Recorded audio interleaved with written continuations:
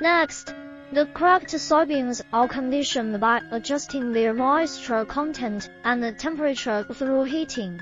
This step softens the beans, making them more pliable for the subsequent grinding process. The softened beans are then flaked using roller mills, creating thin flakes that increase the surface area exposed for oil extraction. These flakes are further processed in a cooking stage. The actual oil extraction occurs in the solvent extraction system, where hexane or another suitable solvent is used to dissolve the oil from the soybean flakes.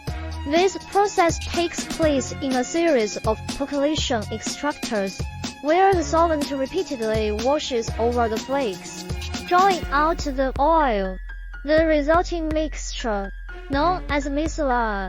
Finally, the crude soybean oil undergoes refining processes, including deguming, neutralization, bleaching, and deodorization, to remove impurities and improve its quality for consumption.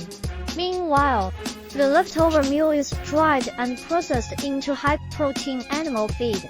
Overall, this systematic approach ensures both the efficient extraction of soybean oil and the utilization of byproducts.